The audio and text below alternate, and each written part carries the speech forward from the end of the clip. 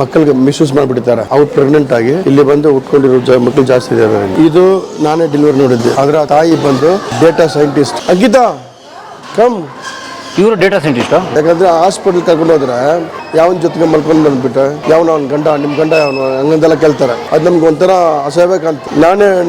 ನೀವೇ ಡೆಲಿವರಿ ಮಾಡಿಸ್ಬಿಟ್ಟಿದ್ದೀರಿ? ನಾನೇ ಮಾಡಿದೆ 9 ಡೆಲಿವರಿ. ವಿಶಾಲವಾದ ಹೃದಯಕ್ಕಿಂತ ಗುಡಿಯು ಎಲ್ಲಿದೆ?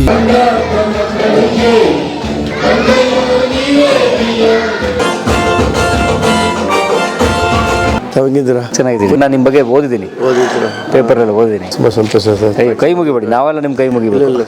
ದೇವರು ಕೊಟ್ಟ ಒಂದು ವರ ಸರ್ ಇದು. ನಾವು ಅನಾಥನಾಗಿದ್ದ ಒಂದು ಕಾಲದಲ್ಲಿ ಅಲ್ವಾ, ನಾನು ಬೀದಿಯಲ್ಲಿದ್ದೆ. ಎಲ್ಲ ಇದ್ದು ಬೀದಿಗೆ ಬಂದೆ. ಅಪ್ಪ ಅಮ್ಮ ಎಲ್ಲ ಇದ್ದರು. ನಾವು ಸ್ವಲ್ಪ ಕೆಟ್ಟ ಕೆಲಸದಲ್ಲಿ ಇದ್ದು, ಕ್ರೈಮಲ್ಲಿದ್ದು ಅನಾಥನಾಗಿ ಬೀದಿಗೆ ಬಂದೆ. ಆವಾಗ ಅದೆಲ್ಲ ದೇವ್ರ ಚಿತ್ತ ಅಂತ ನಾವು ನಂಬ್ತೀವಲ್ಲ. ನಾವು ಎಲ್ಲ ಅವ್ರಿಗೆ ಗೊತ್ತು, ಭಗವಂತನಿಗೆ ಗೊತ್ತಲ್ವ. ನಾವು ಹಿಂಗೆ ಆಗ್ತೀವಿ, ಆಮೇಲೆ ನಾವು ಬೀದಿಗೆ ಹೋಗ್ತೀವಿ. ಕೊನೆಗೆ ಇವ್ರಿಗೆ ಜೊತೆಗೇ ಬದುಕಿಗೆ ದೇವ್ರ ಶಕ್ತಿ ಕೊಟ್ಟಿದ್ದಾರೆ. ಅದು ಇಮ್ಯಾಜಿನೇಷನ್ ಮಾಡೋಕ್ಕಾಗಲ್ಲ. ನಮ್ಮ ದಾರಿ ಬೇರೆ, ಅವನು ಇಚ್ಛೆ ಬೇರೆ. ನಾವೇನೋ ಅನ್ಕೋತೀವಿ, ಇನ್ನೊಂದೇನೋ ಆಗುತ್ತೆ. ಆದರೆ ನನ್ನ ಲೈಫ್ ಹೆಂಗಂದ್ರೆ, ನಾನು ಒಂದು LTT ಜೊತೆಗೆ ಸೇರ್ಕೋಬೇಕು, ವೀರಪ್ಪನ ಜೊತೆಗೆ ಸೇರ್ಕೋಬೇಕು, ನಮ್ಮನ್ನು ನೋಡಿದ್ರೆ ಎಲ್ಲರಿಗೂ ಎದುರಿಗೆ ಬರಬೇಕು ಅಂತ ಆಸೆ ಇತ್ತು. ಆದರೆ ನಮ್ಮ ಈ ಥರ ಆಗ್ಬಿಟ್ರು ನಾವು. ಈಗ ನಾವು ಬರೋ ಅನಾಥರಿಗಾಗೇ ಬದುಕ್ತೀವಿ, ಬೀದಿಯಲ್ಲಿ ಬಿದ್ದವ್ರಿಗಾಗೇ ಬದುಕ್ತೀವಿ. ಯಾಕಂದ್ರೆ ನಾನು ಬೀದಿಯಲ್ಲಿ ಬಿದ್ದಿದ್ದಲ್ಲ, ಅದು ನೋವು ಗೊತ್ತು ನಮಗೆ. ಎಷ್ಟು ಜನ ಇದ್ದಾರೆ ಇಲ್ಲಿ? ಒಂದು 300 ಮೇಲೆ 400 ಜನ ಇದ್ದಾರೆ. ಬೇರೆ ಕಡೆ ಇನ್ನೊಂದು ಬ್ರಾಂಚ್ ಇದೆ, ಅಲ್ಲಿ ಗಂಡಸರು. ಇಲ್ಲಿ ಲೇಡೀಸ್ ಬೇರೆ, ಜೆಂಟ್ಸ್ ಬೇರೆ ಇದ್ದಾರೆ. ಮಕ್ಕಳು ಸಪ್ರೇಟು. ಮಕ್ಕಳು separate, ladies separate, gents separate. 4 ಆಶ್ರಮ ಇದೆ ಟೋಟಲ್ ಇಲ್ಲೇ. ಇದೇ ಒಂದೇ ಏರಿಯಾದಲ್ಲಿ ಒಟ್ಟು ಎಷ್ಟು ಜನ? 800 ಜನ ಊಟ ಹಾಕಬೇಕು ಡೈಲಿ. ಇವತ್ತು 3 ಬಾಡಿ ಇದೆ ಕೆಳಗಡೆ, ಡೆಡ್ ಬಾಡಿ 3 ಬಾಡಿ ಇದೆ. 3 ಡೈಲಿ 1-2 ಸಾಯ್ತಾ ಇರ್ತಾರೆ, ಬರ್ತಾ ಇರ್ತಾರೆ. ಲಾಸ್ಟ್ ಸ್ಟೇಜಲ್ಲಿ ನಾವು ರೆಸ್ಕ್ಯೂ ಮಾಡ್ತೀವಿ. ಲಾಸ್ಟ್ ಸ್ಟೇಜಲ್ಲಿ ಬಂದು ರೆಸ್ಕ್ಯೂ ಮಾಡ್ಕೊಂಡು ಬಂದು ಸಾಕ್ತೀವಿ. ಡೈಲಿ ಒಬ್ರಿಬ್ರು ಸಾಯ್ತಾ ಇರ್ತಾರೆ. ನಾವು ಯಾವ ದಿನ ಸಾವಿಲ್ಲ, ಅದು ನಮಗೆ ಒಳ್ಳೆ ದಿನ. ಇವತ್ತು 3 ಜನ ಇದೆ ನಮ್ಮ ಹೋಮಲ್ಲಿ. ಒಂದು ಬೆಳಗ್ಗೆ ಡಿಸ್ಪೋಸ್ ಮಾಡಿರ್ಬೋದು, ಇನ್ನೂ 2 ಇರ್ಬೋದು. ನಿಮ್ಗೆ ಇಲ್ಲಿ ಸಾವು ಪ್ರತಿನಿತ್ಯದ ಕೆಲಸ ಇಲ್ಲ? ನಿತ್ಯ ಕೆಲಸ.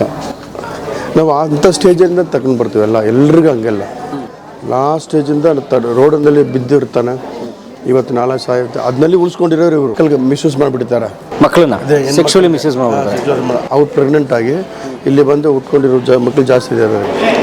ಓಹೋ, ಅಂಥ ಮಕ್ಕಳಿಗೆ ನಾವು ಎಜುಕೇಷನ್ ಕೊಟ್ಟು ಅವ್ರ ತಾಯಿ ನೋಡಿಕೊಂಡು ಬಗ್ತೀವಿ. ಅಂದರೆ ಈಗ ಉದಾಹರಣೆಗೆ ಕೆಲವು ಮಕ್ಕಳನ್ನ ಮಿಸ್ಯೂಸ್ ಮಾಡ್ತಾರೆ. ಹೆಣ್ಮಕ್ಳು ಮಿಸ್ಯೂಸ್, ಸೆಕ್ಸುವಲಿ ಮಿಸ್ಯೂಸ್ ಮಾಡಿ ಅವ್ರಿಗೆ ಕರ್ಕೊಂಡು ಹೋಗಿ ಈ ಥರ ಮಿಸ್ಯೂಸ್ ಮಾಡಿಬಿಡ್ತಾರಲ್ಲ, ಅವರು ಪ್ರೆಗ್ನೆಂಟ್ ಆಗಿ ಬರ್ತಾರೆ.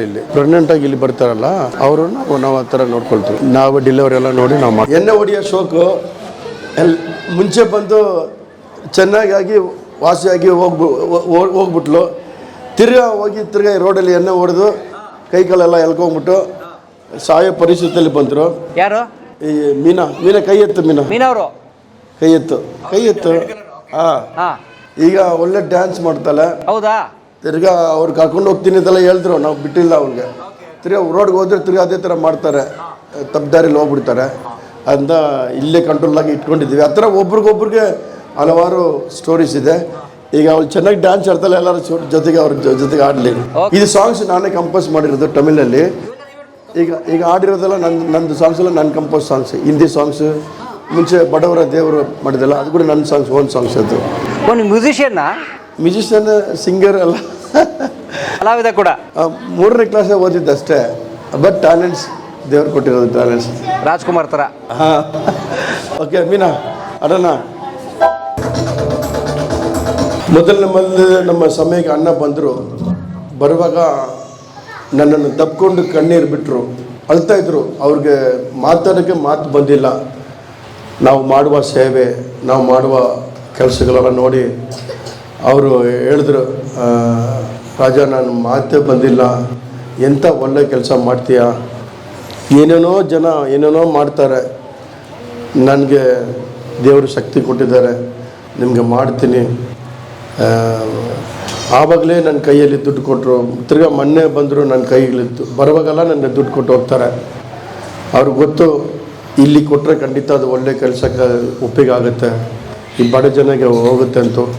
ಆದ್ದರಿಂದ ನಮಗೆ ಅವ್ರ ಚಪ್ಪಾಳೆ ತಟ್ಟಿರೋ ಅವ್ರಿಗೆ ನಾವು ಥ್ಯಾಂಕ್ಸ್ ಹೇಳೋಣ. ಪರಮೇಶ್ ಅಣ್ಣಗೆ ಅವ್ರ ಟೀಮ್ಗಾಗಿ ನೀವೆಲ್ಲ ನೆನೆಸ್ಕೊಳ್ರಿ, ಅವ್ರಿಗೆ ಒಂದು ಚಪ್ಪಾಳೆ ತಟ್ಟೋಣ. ನಮ್ಗೆ ಯಾವುದೂ ಶಾಶ್ವತ ಅಲ್ಲ, ಇನ್ನೊಬ್ರಿಗಾಗಿ ನಾವು ಬದುಕಬೇಕು, ನಮಗಾಗಿ ಬದುಕಲೇಬಾರ್ದು. ಹೆಂಗೆ ಕರೆಕ್ಟಾ? ಇನ್ನೊಬ್ರಿಗಾಗಿ ನಾವು ಬದುಕಿ ಅವರನ್ನು ಖುಷಿಯಾಗಿ ಇಟ್ಕೋಬೇಕು, ಸಂತೋಷವಾಗಿ ನಮ್ಮ ನೋಡಿ ಖುಷಿಯಾಗಿರ್ಬೇಕು. ಸರಿಯಾ? ಇಂಥ ಒಳ್ಳೆ ಹೃದಯ ದೇವರು ನಮಗೆ ಕೊಟ್ಟಿದ್ದಾರೆ. ಅಂಥವರು ಮಾಡುವ ಧರ್ಮದಿಂದ ನಾವು ಇಷ್ಟು ಜನಕ್ಕೆ ಊಟ ಕೊಡ್ತಾ ಇದ್ದೀವಿ. ಒಂದು ತಿಂಗಳಿಗೆ ಎಷ್ಟು ಕೆ ಜಿ ಅಕ್ಕಿ ಗೊತ್ತಾ? 9,000 kg. 8,000 9,000 ಬೇರೆ ಅಕ್ಕಿ ಮಾತ್ರ. ತರಕಾರಿ 6,000 7,000 kg ತರಕಾರಿ.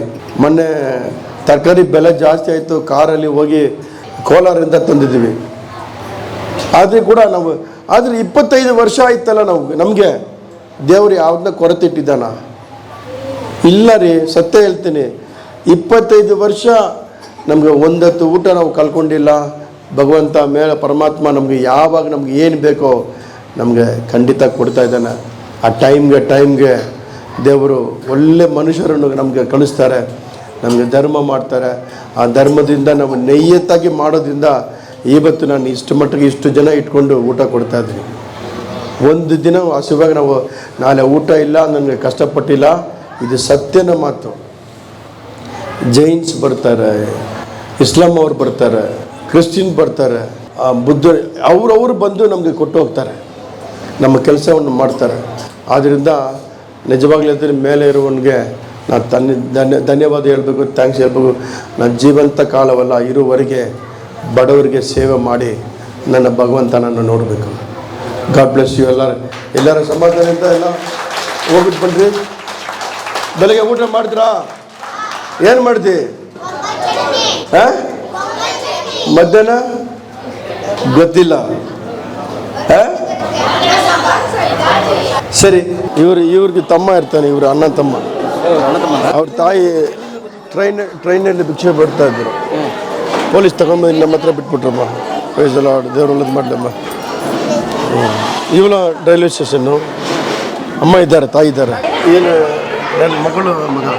ನಿಮ್ಮ ಮಗಳ ಮಗ, ಮೊಮ್ಮಗ? ಓಕೆ. ಎಲ್ಲ ಒಟ್ಟಿಗೆ ಒಂದೇ ಥರ ಇರ್ತೀವಿ. ಓ, ಸಪ್ರೇಟ್ ಮನೆ ಅದೆಲ್ಲ ಇಲ್ಲ? ನಾನು ಇಲ್ಲೇ ಇರ್ತೀವಿ, ಮನೆ ಈಗ ಮಾಡಿದ್ದೀನಿ, ಕಟ್ಟಿದ್ದೀನಿ. ಹಾಂ, ನಾವು ಇಲ್ಲೇ ನನ್ನ ಮೇಲೆ ಇದ್ದೀನಿ. ನಾಲ್ಕನೇ ಮಾಡಿ. ಓಕೆ. ಇವರು ನಮ್ಮ ಸ್ಟಾಫು. ಕಾಲಿಲ್ಲ ಅವಳಿಗೆ. ಹೌದಾ? ಇಲ್ಲೇ ಮದುವೆ ಮಾಡಿದೆ. ಇಲ್ಲಿ ಮದುವೆ ಮಾಡಿದೆ. ಈಗ ಅವ್ರ ಆಫೀಸಲ್ಲಿ ಕೆಲಸ ಮಾಡ್ತಾರೆ. ಯಜಮಾನ್ರು 2 ಮಕ್ಕಳಿದೆ, 2 ಮಕ್ಕಳಿದ್ದಾರೆ. ಇವರೆಲ್ಲ ಹಂಗೇನ ಒಬ್ಬೊಬ್ಬರು ಸ್ಟೋರಿ ಇದೆ. ಇವರು ಮಾಡ್ರ ಕೇಸ್ ಹಸ್ಬೆಂಡ್. ಹಾಂ, ಜೈಲಿಗೆ ಹೋದ್ರಾ? ಹಾಂ, ಹಸ್ಬೆಂಡ್ ಜೈಲಿಗೆ ಬೈಗಿರಲ್ಲಮ್ಮ. ಹಾಂ, ಆ ಥರ ಒಬ್ಬೊಬ್ಬರು ಸ್ಟೋರಿ ಇದೆ. ಓ, ಚಿತ್ರ ಸ್ಟೋರಿ. ಅವಳು ಪ್ರೆಗ್ನೆಂಟಾಗಿ ಸುಡ್ರು ಹಾಕೊಂಡಿದ್ದಾಳಲ್ಲ, ಅವಳು ಪ್ರೆಗ್ನೆಂಟಾಗಿ ಬಂದಿದ್ದಲ್ಲ. ಆದರೆ ಮಗು ಈಗ ಸ್ಕೂಲ್ಗೆ ಹೋಗ್ತಾನೆ. ನಾನೇ 9 ಡೆಲಿವರಿ ನೋಡಿದ್ದೀನಿ ಸರ್. 9 ಡೆಲಿವರಿ ಇಲ್ಲೇ ನೋಡಿದ್ದೀನಿ. ಅದು ನೋಡೋದ ಕಾರಣ ಬೇರೆ ಇದೆ. ಯಾಕಂದರೆ ಹಾಸ್ಪಿಟ್ಲ್ ಕರ್ಕೊಂಡು ಹೋದ್ರೆ ಸರ್ಕಾರಿ ಆಸ್ಪತ್ರೆ ಯಾವನ ಜೊತೆಗೆ ಮಲ್ಕೊಂಡು ಬಂದುಬಿಟ್ಟೆ, ಯಾವನ ಅವ್ನ ಗಂಡ, ನಿಮ್ಮ ಗಂಡ ಯಾವನು, ಹಂಗಂತೆಲ್ಲ ಕೇಳ್ತಾರೆ. ಅದು ನಮ್ಗೆ ಒಂಥರ ಅಸಹ್ಯ ಕಾಣ್ತು. ನೀವು ಡೆಲಿವರಿ ಮಾಡಿಸ್ಬಿಟ್ಟಿದ್ದೀರಿ? ನಾನೇ ಮಾಡಿದೆ 9 ಡೆಲಿವರಿ. 9 ಜನಕ್ಕೆ? ಬನ್ನಿ ಕೆಳಗಡೆ ಬರೋಣ. ಇದು ನಾನೇ ಡೆಲಿವರಿ ನೋಡಿದ್ದೆ. ಅದರ ತಾಯಿ ಬಂದು ಡೇಟಾ ಸೈಂಟಿಸ್ಟ್. ಹಾಂ, ಪ್ರೆಗ್ನೆಂಟ್ ಆಗಿಬಿಟ್ಟಿದ್ದೆಲ್ಲ. ರೋಡಲ್ಲಿದ್ದರು, ತಗೊಂಡು ಬಂದು ನಾನೇ ಡೆಲಿವರಿ ನೋಡಿ ಈಗ ಮಗು ನಾನು ಮ್ಯಾರೇಜ್ ಆಗ್ತಾನೆ. ಅವ್ಳಿಗೆ ಬುದ್ಧಿ ಇಲ್ಲ. Data ಸೈಂಟಿಸ್ಟ್ಗೆ?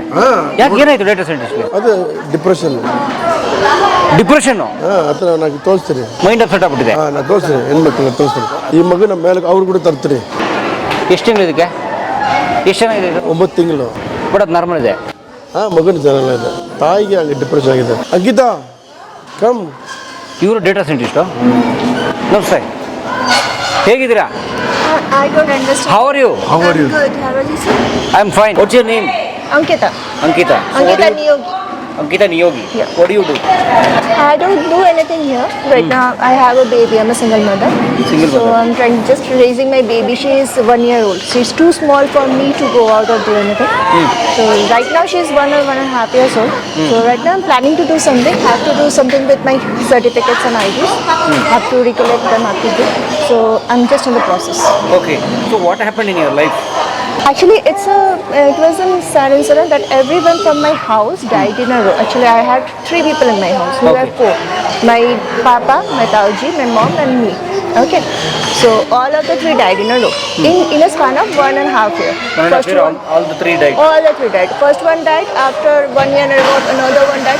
Happens sometimes. This is my bad luck, but it happens at times that in this span of time, everyone in your family dies. Okay, and also I was pregnant in that period. So husband? I'm a single mother, means unmarried mother. Okay. So also I was pregnant. So I came here in Bangalore, and Bangalore is a place which I was here from before also. I came here before also. So I came here for the second time. This is the second time that I'm here. So I came here, and after that things just ran. Went out of money because of the family problems. I was not in the mental state to do anything. So my friends helped, he helped. My educational qualification is Masters in Statistics and Planning Management. Okay, so I'm basically a data scientist by profession. Right now I'm not doing anything, but I used to be a professional. Okay. So right now also I'm in a relationship right now. So I'm just planning to marry my boyfriend and leave this place and search for some job. Okay. That's what is my plan right now. He knows he knows the name of my boyfriend. He don't know him. His name is Akash Singh. Okay, so you know the name, right? I don't know. You didn't know the name? Oh, his name is Akash Singh right now. Okay. You're from? Bengal. I'm West from Bengal. I'm West Bengal, the upper parts of Bengal. I'm from North Bengal actually. North Bengal. You know about Darjeeling? Darjeeling. Everest? Yeah. My home is just 3 to 4 hours away from Darjeeling. 3 to 4 hours. It's in Siliguri. Siliguri is a foothill. Siliguri, you know? I'm from Siliguri. I know very well. Okay. Siliguri, that is a foothill, not exactly hill station. This is a base camp. Base camp kind of. Yeah, I'm from that area. Okay. What happened with your depression? She was telling, like with the... Everything is fine. I was a bipolar disorder patient. Bipolar, Okay. okay. So when I was at home, I came to Bangalore for the second time, right? I told you. For the first time when I came here, I was a bipolar disorder patient. Okay, and I was under medication. Doctor told me to increase this a bit. Means right now it just started kind of situation. You have to increase a bit for better treatment. Means it happens with few disease and few problems and few mental problems as well. If you increase it a bit, you will get better medication. So doctor told me to do that, and I was doing that. So I was here for 7 months. Okay. After that I went back to my home. Everyone was alive at that point of time. My father, everyone was alive. So I went back. I went to my doctor. He said, okay, I took medicine for about 1 to 1.5 years. Okay, so I was absolutely fine. After that, I went through a transformation process. That transformation process is I have to stay awake. Means I won't sleep for at least 3 to 3.5 months. Means it's not like I'm not consistently sleeping. I'll sleep for 1 day. I will stay awake for 2 days. After that, I will sleep for half day. I will stay awake for another 2 days. So that is called a transformation process. It's a completely medicated process. It's just to give a certificate that you are mentally fit. Okay, since I was a bipolar disorder patient, so it was a certificate that I was completely mentally fit. So I went through that transformation process. You can understand that means a mental disorder patient is staying awake for about 3 to 4 months like that. So if that person has any kind of things left in that mind, it will come out. It will be you can means anyone who is from a non-medical background also can understand this, right? So that I've underwent through that test. After completion of that, I came here. Okay. That was the process. I came here. Also, and after I came here, within 7 days, my Tauji went dead. Means he was the last one. He died after 7 days after I came here. And actually, he only sent me here because he knew that he was going to die. Okay, and there was no one in the home. I would have committed suicide if I would have stayed at home. Because you can understand, right? Deaths in that way. Also just recovered from the mental illness. So a condition, my home was like that. It was not like I'm trying to do or anything. It's not like that. So he understood that. He sent me here forcefully.